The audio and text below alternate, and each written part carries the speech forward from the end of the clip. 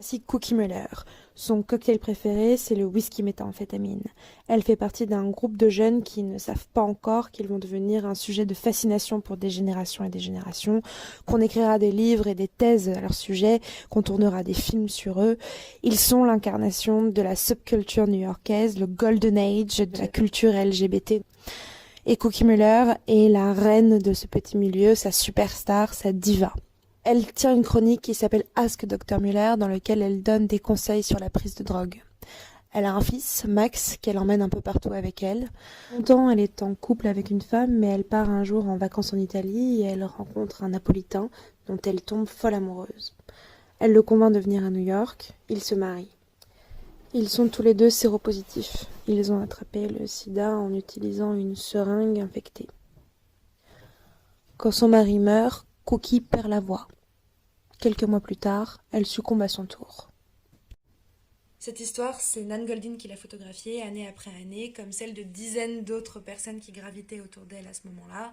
C'est une forme d'album de famille, de photos de famille, une famille composée de membres qui refusent l'ordre établi, qui refusent l'ordre de la société ou que la société refuse.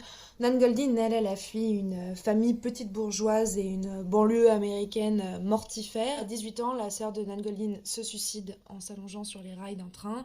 Nan Goldin a à l'époque 11 ans, elle est très proche de sa sœur et elle arrête complètement de parler à ce moment-là. Elle déteste évidemment sa famille qu'elle tient responsable de ce suicide et son seul but c'est de s'éloigner le plus loin possible du foyer, de ressembler le moins possible à sa mère et sa seule ambition à l'époque c'est de devenir junkie. C'est son rêve d'enfant, devenir junkie. Elle a complètement arrêté de parler, mais elle réussit quand même à se faire virer de toutes ses écoles. Et à 14 ans, elle décide finalement de quitter le foyer, de s'enfuir. Un début de vie très moyennement heureux pour Nan Goldin, mais elle finit par rejoindre la lumière et commencer à composer sa nouvelle famille en rejoignant une école qui s'appelle Satya, qui était une école expérimentale où les élèves décidaient eux-mêmes de ce qu'ils allaient apprendre. C'est là qu'elle va commencer à photographier, c'est là qu'elle va commencer à se constituer sa nouvelle famille. Elle va y rencontrer notamment son meilleur ami qu'elle gardera très proche toute sa vie, David Armstrong.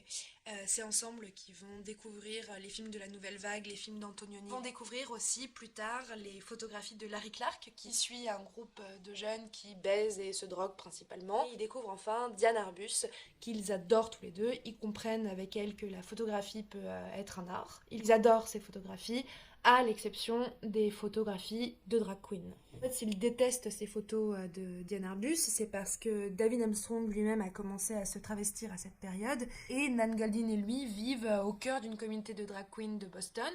Et en fait, toutes les queens détestent Diane Arbus, puisqu'en fait, on en a parlé dans la vidéo de la semaine dernière.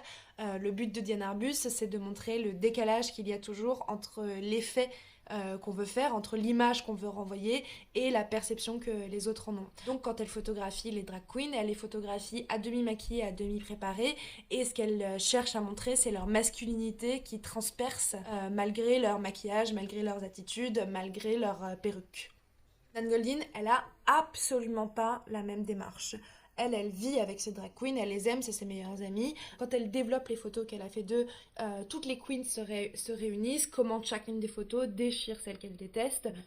Elle les aime vraiment, elle est vraiment fascinée par elles, elle les respecte énormément. Elle adore le fait qu'ils soient capables de se réinventer comme ça. Elle les considère ni comme des femmes, ni comme des hommes, mais comme un troisième genre.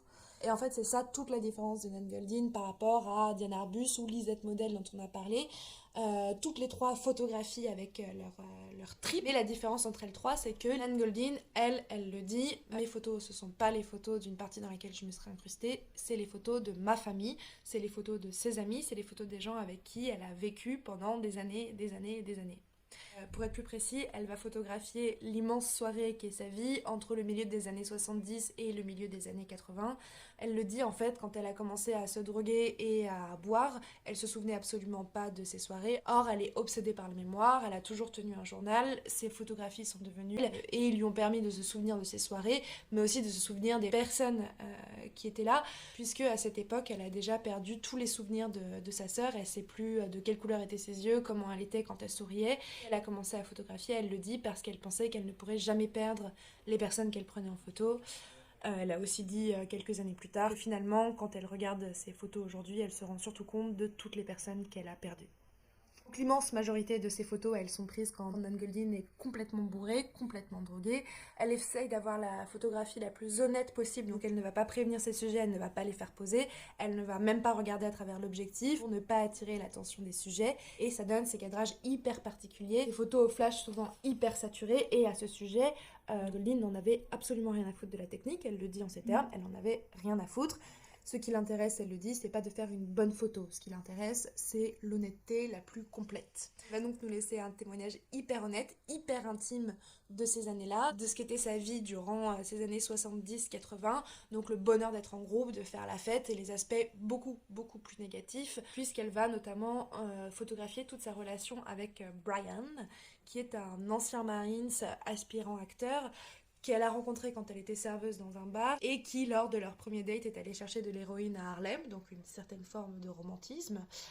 Elle va photographier leur attraction physique irrépressible, donc beaucoup de photos où ils font l'amour. Quelques photos après l'amour également, où on voit que tout n'allait pas bien dans leur couple, principalement puisque Brian était extrêmement jaloux, extrêmement violent. Un jour, il bat Nan Goldin tellement fort qu'elle doit se faire coudre la paupière pour éviter que son œil ne tombe de son orbite. Et elle va évidemment photographier tout ce process, notamment avec ce portrait qui est peut-être la photo la plus connue d'elle, cet autoportrait qui s'intitule Nan One Month After Being Battered.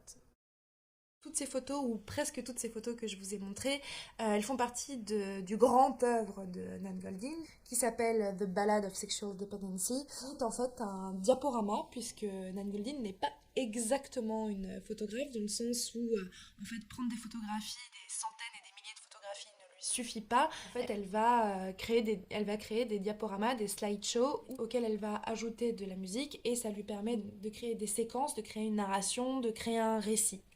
C'est peut-être un peu difficile aujourd'hui de comprendre en quoi les photos de Nan Goldin sont aussi radicales, mais en fait, à l'époque, ça n'existait absolument pas une photo aussi intime, une photo aussi radicale, une photo aussi crue, surtout de la part d'une femme, et d'une femme qui se met en scène d'une façon totalement différente de ce qu'on a l'habitude de voir, de façon totalement différente de ce que le male gaze a produit jusque-là, c'est-à-dire la façon dont les hommes ont mis en scène les femmes dans leur photographie et dans l'art de façon générale. Là, c'est elle qui se met en scène, c'est elle qui invente son identité, et elle photographie principalement des gens qui réinventent totalement leur identité. Réellement, je pense que je prends pas trop de risques en disant que Nan Goldin est la photographe la plus influente des 40 dernières années. C'est elle qui a légitimé le fait de faire de sa vie son œuvre au sens propre, de se mettre en scène, de créer une œuvre qui est complètement autocentrée, qui relève du journal intime exposé au grand public. Et on lui demande souvent en interview si elle se rend compte qu'elle a annoncé avec son travail l'ère du selfie et la culture Instagram, ce qui la met dans tous ses états et qui la terrorise. Aujourd'hui, elle continue à prendre des milliers et des milliers de photos et à les regrouper pour des publications, des diaporamas sur un thème chaque fois précis. Parmi les plus importants qu'on peut citer, il y a The Devil's Playground, qui traite en fait de l'époque après The Ballad of Sexual Dependency, du moment où le sida a ravagé toute cette communauté et des dizaines d'amis que Nan Goldin a perdus à ce moment-là. Mais aujourd'hui, en fait, l'occupation principale de Nan Goldin, c'est de lutter contre l'oxytocine, qui est un médicament, un antidouleur qui est prescrit très facilement aux États-Unis et qui est extrêmement, extrêmement addictif. Donc, qui a rendu des centaines de milliers d'Américains complètement junkies, alors qu'ils étaient des housewives ou des petits papis bien sous tout rapport. Nan Goldin elle-même a fait une overdose à cause de l'oxytocine. Donc après cette overdose, elle est rentrée en combat contre l'entreprise pharmaceutique qui produit l'oxytocine et contre la famille qui a fondé cette entreprise pharmaceutique, qui s'appelle la famille Sackler. Sackler, qui est un nom que vous connaissez probablement, puisque à peu près chaque musée important dans le monde a une salle, voire une aile Sackler, puisque ce sont parmi les plus grands mécènes du monde de l'art. Et Nan Goldin dénonce le fait que le monde de l'art soit financé par une famille qui est devenue riche en rendant addicts des centaines de milliers de personnes. Son action commence à avoir pas mal de retentissement, puisque la Tate notamment a décidé de refuser tous les nouveaux dons des Sackler. Et ça conclut beaucoup de choses en fait, puisqu'on arrive à la fin de cette vidéo, mais aussi à la fin de ce petit cycle sur ces trois femmes photographes qui photographient avec leurs tripes et qui se sont inspirées les unes les autres.